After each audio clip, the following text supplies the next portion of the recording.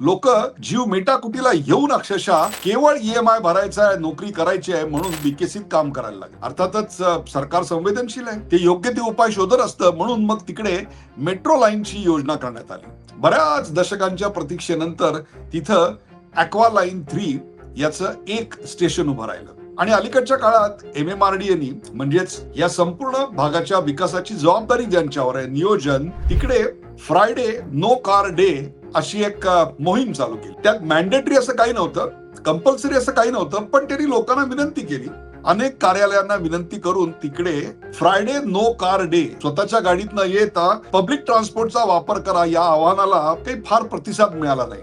पण मग हे सर्व का फसलं? लक्षात ठेवा, हा जो संपूर्ण प्रदेश आहे हा दलदलीचा होता. तो एक प्रकारे भराव टाकून तिथे या इमारती उभ्या राहिल्या.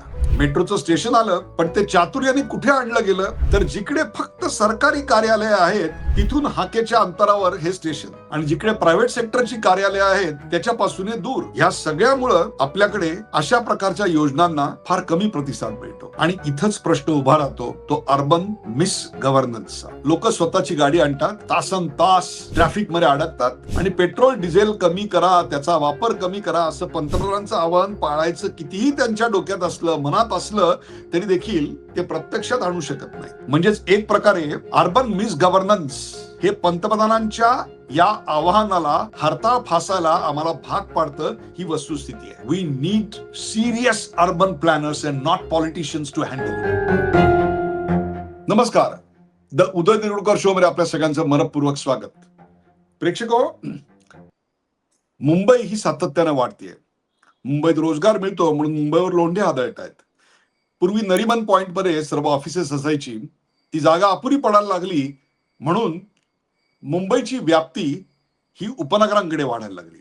उपनगरात लोकसंख्या वाढायला लागली आणि तिथेच कामाला जागा असावी म्हणून बांद्रा कुर्ला कॉम्प्लेक्स निर्माण करण्यात आलं. वांद्रे आणि कुर्ला या दोन स्टेशनच्या मध्ये असलेली मिठी नदीच्या लगतची एक विस्तीर्ण जागा, तिकडे खूप मोठ्या प्रमाणात ऑफिसेस उभी राहिली. आणि बघता बघता तो परिसर गजबजला. सरकारी ऑफिसेस आणि खासगी कंपन्यांची हेडक्वार्टर्स, बँकांची हेडक्वार्टर्स, फायनान्शियल इन्स्टिट्यूशनची हेडक्वार्टर्स, एखादं मोठं हॉस्पिटल, हे सगळं तिकडे उभं राहिलं.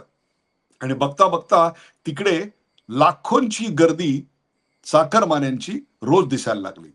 अर्थातच या सगळ्यात प्रश्न आला तो म्हणजे जायला जवळचं स्टेशन सेंट्रल लाईन वरनं कुर्ला आणि वेस्टर्न लाईन वरनं बांद्रा. आता या दोन्ही ठिकाणून इकडे जायचं म्हणजे अक्षरशः दिव्य आठवायची पाळी आली. ह्याचं कारण शॉर्ट डिस्टन्स, त्यामुळे रिक्षावाले यायला तयार नाहीत, आणि आलेच तर आवासाच्या सवा भाडं मागणार. म्हणजे कुर्ल्याला उतरल्यानंतर अर्धा तास रिक्षा शोधायला जाणार आणि बांद्र्याहून तर रिक्षा मिळणारच नाही. आणि मग लोक जीव मेटाकुटीला येऊन अक्षरशः केवळ ईएमआय भरायचा आहे, नोकरी करायची आहे म्हणून बीकेसीत काम करायला लागली. अर्थातच सरकार संवेदनशील आहे, ते योग्य ते उपाय शोधत असतं. म्हणून मग तिकडे मेट्रो लाईनची योजना करण्यात आली. बऱ्याच दशकांच्या प्रतीक्षेनंतर तिथं ॲक्वा लाईन 3 याचं एक स्टेशन उभं राहिलं. अर्थात ते स्टेशन कुठे उभं राहिलं, त्यातून खरोखरच गर्दीवर उपाय निघाला का? आणि अलीकडच्या काळात एमएमआरडीएनी म्हणजेच या संपूर्ण भागाच्या विकासाची जबाबदारी ज्यांच्यावर आहे, नियोजन, व्यवस्थापन ज्यांच्याकडे आहे, ते एमएमआरडीएनी तिकडे फ्रायडे नो कार डे अशी एक मोहीम चालू केली. त्यात मॅन्डेटरी असं काही नव्हतं, कंपल्सरी असं काही नव्हतं, पण त्यांनी लोकांना विनंती केली.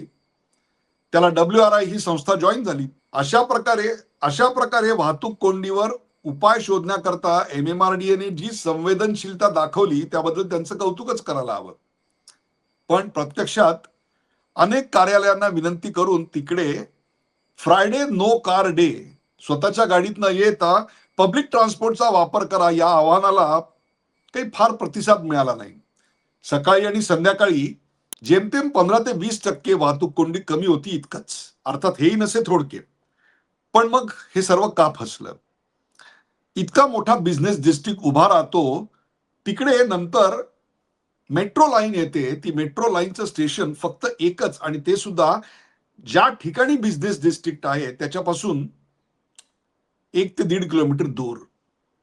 या सगळ्याचा लेखाजोखा या निमित्तानं मांडायला हवा. याचं कारण it concerns about lakhs and lakhs of people, millions of people. आणि त्याहीपेक्षा भारतीय अर्थव्यवस्थेचा कणा मुंबई आणि मुंबईच्या अर्थव्यवस्थेचा कणा हा बीकेसीत आहे. लाखो करोडोंच्या उलाढाली होणारी बिझनेस सेंटर्स इकडे आहेत आणि म्हणून याची चर्चा व्हायला हवी, because it directly connects with India's economy. लक्षात ठेवा, हा जो संपूर्ण प्रदेश आहे हा दलदलीचा होता. तो एक प्रकारे भराव टाकून तिथे या इमारती उभ्या राहिल्या. मेट्रोचं स्टेशन आलं, पण ते चातुर्याने कुठे आणलं गेलं, तर जिकडे फक्त सरकारी कार्यालय आहेत तिथून हाकेच्या अंतरावर हे स्टेशन, आणि जिकडे प्रायव्हेट सेक्टरची कार्यालय आहेत त्याच्यापासून दूर, आणि देर इज नो लास्ट माइल कनेक्टिव्हिटी. आता लास्ट माइल कनेक्टिव्हिटी नसल्यामुळे त्या स्टेशनवर फार मोठ्या प्रमाणात लोक वापर करतायत असंही दिसत नाही. 6 महिने मुंबईमध्ये प्रचंड जीव घेणा उकाडा असतो, गरमी असते. 3 महिने मरणाचा पाऊस असतो. त्यामुळे 7 ते 8 महिने रस्त्यावरून 2 किलोमीटर रोज चालणं, ऑफिसला जाणं आणि 2 किलोमीटर पुन्हा परत येऊन चालणं, हे अगदी स्पोर्ट्स शूज घालून जरी ऑफिसला गेलात तरी शक्य होत नाही. बीएसटी बसेसमधून जेमतेम 25-30 हजार कर्मचाऱ्यांची ने-आण केली जाते आणि रोज 2.5 ते 3 लाख कर्मचारी तिकडे कामाला येत असतात. त्यामुळे मिळालेला माफक अशा प्रमाणातला प्रतिसाद का होता हे तुमच्या लक्षात येईल. कारण जाता येता प्रवासात मुंबईकर बरंच काही करतात. कोणी ऑफिसचं काम करतं, कुणी राहिलेले फोन कॉल संपवतं, कुणी पेपर वाचन संपवतं, कुणी पॉडकास्ट ऐकत असतं. त्याने एक प्रकारचा गर्दीमध्ये असणारा एकांत आणि निवांतपणा हवा असतो. त्याच वेळेला जर त्यांना अशा प्रकारे सव्य करावं लागलं तर ते त्यांना मंजूर नसतं. ही वस्तुस्थिती आहे. आणि पुन्हा लास्ट माइल कनेक्टिव्हिटी म्हणजे स्टेशनवरून उतरल्यानंतर, मग ते कुर्ला आणि बांद्रा असेल किंवा ॲक्वा लाईन असेल, इथून उतरल्यानंतर जर लगेच त्यांना त्यांच्या ऑफिसपर्यंत पोहोचवणारी एखादी यंत्रणा उपलब्ध असेल तर ती त्यांना हवी असते, पण तीही उपलब्ध नाही. ह्या सगळ्यामुळं आपल्याकडे अशा प्रकारच्या योजनांना फार कमी प्रतिसाद मिळतो. आणि इथंच प्रश्न उभा राहतो तो अर्बन मिस गव्हर्नन्सचा. आणि हो, आज बीकेसी मधल्या या फ्रायडे नो कार डेच्या निमित्तानं चर्चा करायची आहे ती अर्बन मिस गव्हर्नन्सची. प्रेक्षको, मुळातच इतका प्रचंड मोठा मेट्रोचा खर्च करताना त्याचं स्टेशन नेमकं कुठे असावं याचं नियोजन नव्हतं का? आतमध्ये अनेक बँकांची ऑफिसेस आहेत, फायनान्शियल इन्स्टिट्यूशनची ऑफिसेस आहेत, बिझनेस डिस्ट्रिक्टचा हार्ट जिथे आहे तिथे ॲक्वा लाईनचं स्टेशन नाहीये. तर हे स्टेशन आहे कुठे? तर ते अगदी बीकेसीच्या बाहेरच्या तोंडावर, आणि जिथे पार्किंगला जागा नाही आणि बस किंवा रिक्षाचे क्यू लावता येतील अशी काही परिस्थिती नाही. ह्या सगळ्यामुळं लोक स्वतःची गाडी आणतात, तासन तास ट्रॅफिकमध्ये अडकतात, आणि पेट्रोल डिझेल कमी करा, त्याचा वापर कमी करा असं पंतप्रधानांचं आवाहन पाळायचं कितीही त्यांच्या डोक्यात असलं, मनात असलं तरी देखील ते प्रत्यक्षात आणू शकत नाहीत. म्हणजेच एक प्रकारे अर्बन मिस गव्हर्नन्स हे पंतप्रधानांच्या या आवाहनाला हरताळ फासायला आम्हाला भाग पाडतं, ही वस्तुस्थिती आहे. आपल्याकडे अर्बन प्लॅनिंग करताना या लास्ट माइल कनेक्टिव्हिटीचा विचारच केलेला नसतो. उदाहरण देतो मी तुम्हाला. मोनो रेल्वेचं एक स्टेशन आहे मुंबईमध्ये, वडाळ्याला राम मंदिराच्या मागच्या बाजूला, आणि तिथून एक अशी योजना होती की ते मोनो रेल्वेचं स्टेशन आणि त्याच्या जवळ वॉकिंग डिस्टन्समध्ये मेट्रोचं स्टेशन असलं पाहिजे. आता यांचं वॉकिंग डिस्टन्स असलेलं मेट्रोचं स्टेशन कुठे आहे माहितीये? शिवाजी पार्कच्या इथे. आता मला सांगा, वडाळ्याचं राम मंदिर, तिथून खोदारात सर्कलवरून टिळक ब्रिज पार करायचा, तिथून प्लाझा सिनेमा क्रॉस करून पुढे येऊन शिवाजी पार्कला जायचं. हे तब्बल 3-3.5-4 किलोमीटरचं अंतर आहे. हे वॉकिंग डिस्टन्स आहे असं म्हणायचंय का? हेच ते अर्बन प्लॅनिंग की ज्याच्यातल्या दुर्लक्ष करण्यामुळं फार मोठी किंमत आपण मोजत असतो.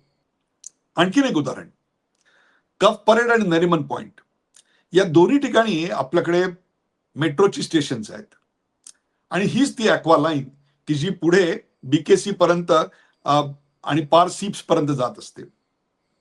आता नरिमन पॉइंट आणि कफ परेडची असणारी लोक ह्याच्यामधून भरलेली खचाखच भरलेली मेट्रो येते आणि चर्चगेट व्हीटी स्टेशनला रिकामी होते. पूर्णपणे रिकामी नाही होत, हेही मान्य करतो, पण बहुतांश लोक उतरतात आणि पुन्हा सेंट्रल रेल्वेने धक्के खात गर्दीत प्रवास करतात. मग हे अर्बन प्लॅनिंग आमचं कुठे चुकलं का? त्याच मेट्रोनी शेवटपर्यंत ते आपल्या घराच्या जवळच्या स्टेशन पर्यंत का बरं जाऊ शकत नाहीयेत?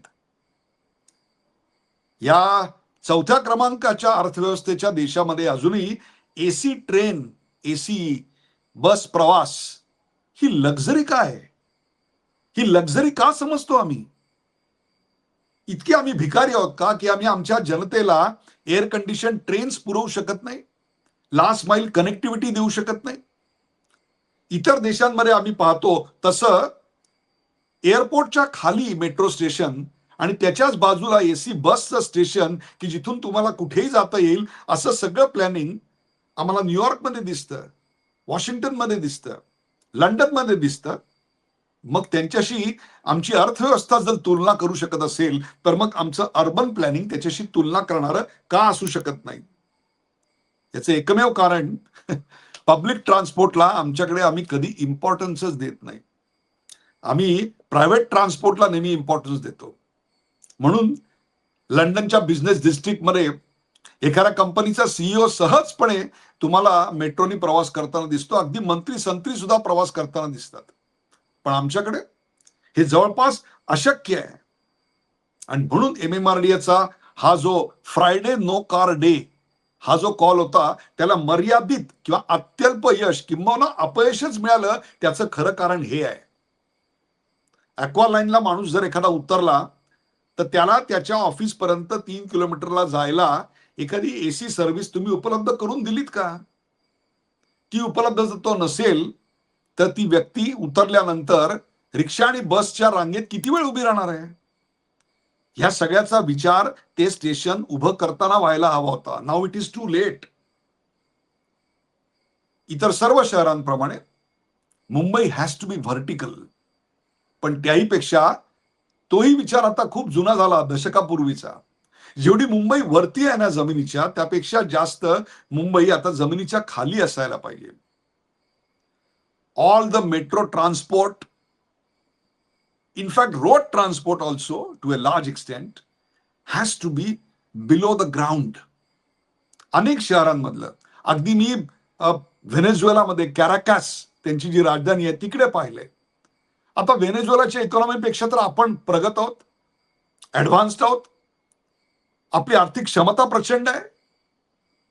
मग त्यांच्याकडे जर अशा प्रकारची रचना पूर्णपणे विचार करून उभी राहू शकत असेल, मग आमच्याकडे ती रचना का उभी राहत नाही? आमच्याकडे उपनगरात पिलरवर किंवा खांबांवरची मेट्रो का? म्हणजे रस्त्यावरची ट्रान्सपोर्टची उद्या लागणारी जागा तुम्ही आज कमी करून टाकलीत. उद्या जेव्हा ट्रॅफिक तिकडचा वाढेल त्यावेळेला मेट्रोचे पिलर्स त्याच्यावर आहेत. मग जर मध्य मुंबईमध्ये आणि दक्षिण मुंबईमध्ये जमिनीच्या पोटातून तुम्ही मेट्रो काढलीत तर मग केवळ खर्च जास्त, म्हणून जिथे सर्वात जास्त लोक राहतात तिकडे पिलर टाकून तुम्ही का बरं करता? हेच ते अर्बन मिसगव्हर्नन्सचं आणि मिसप्लेस प्रायोरिटीचं उदाहरण आहे.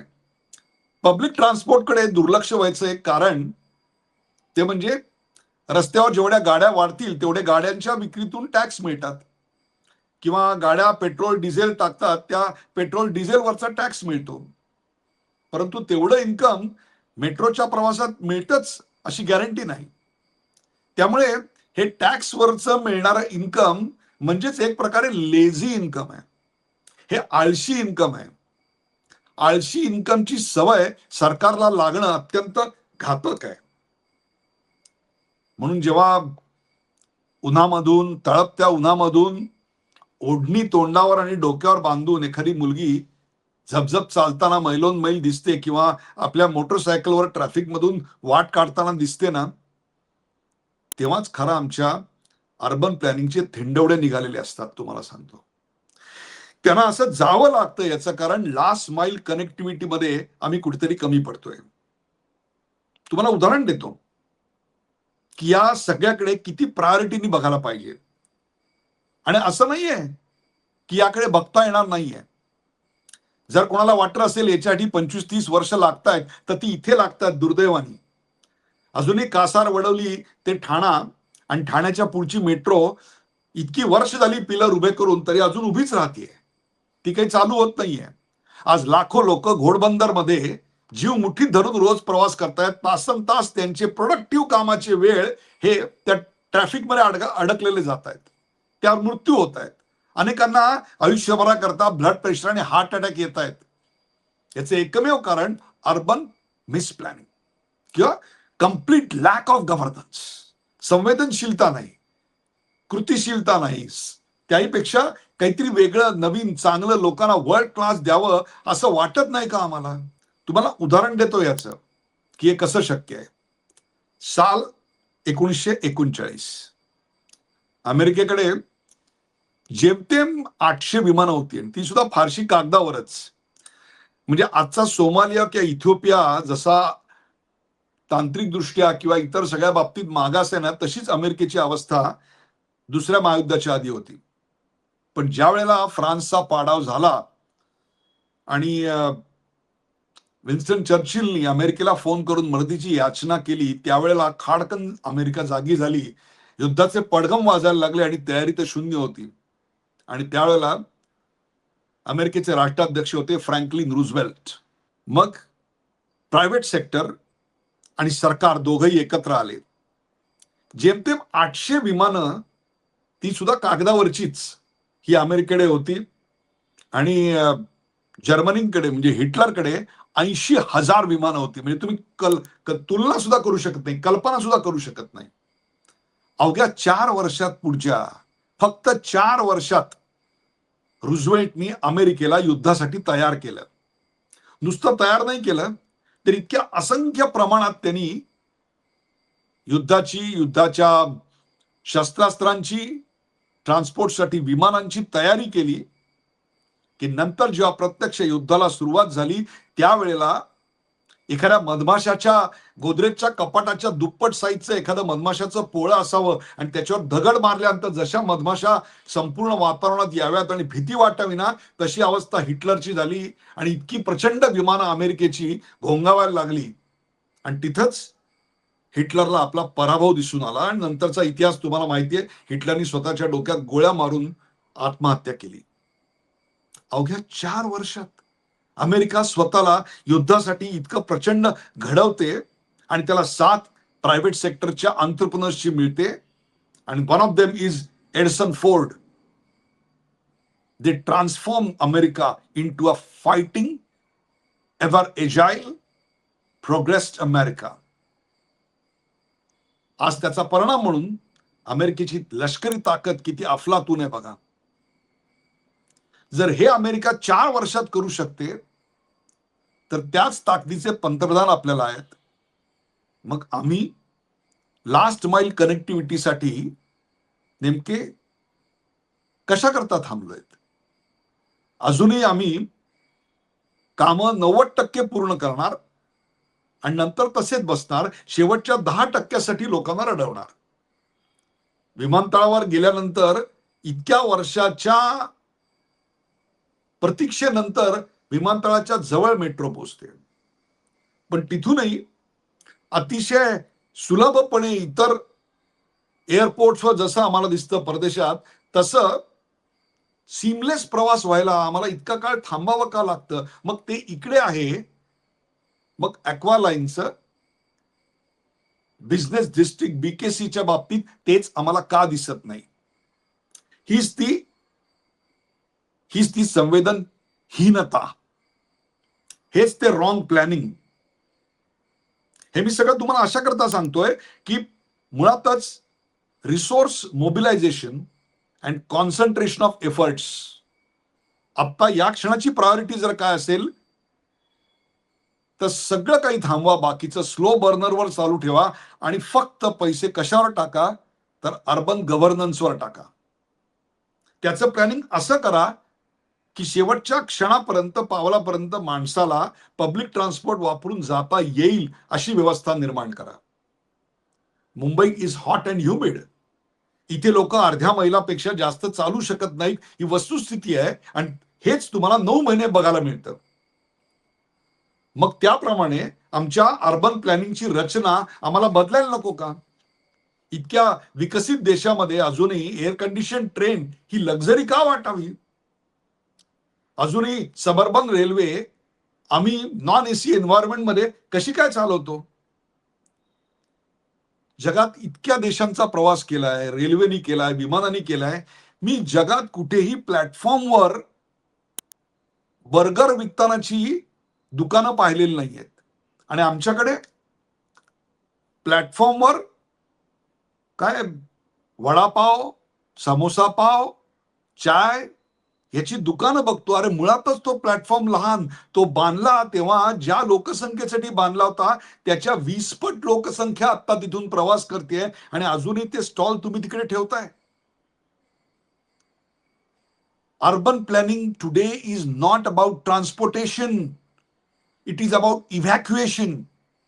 एखाद्या युद्धाचा किंवा भूकंपाचा अलार्म आल्यानंतर जितक्या चटकन तुम्हाला एखादी इमारत निर्मनुष्य करता येते किंवा करावी लागते, याच्याकरता जे काटेकोर प्लॅनिंग लागतं ना, तेवढंच काटेकोर प्लॅनिंग तुम्हाला एखादी ट्रेन एखाद्या रेल्वेच्या फलाटावर प्लॅटफॉर्मवर आल्यानंतर करावं लागणार आहे. अशी युद्धजन्य परिस्थिती रोज आहे.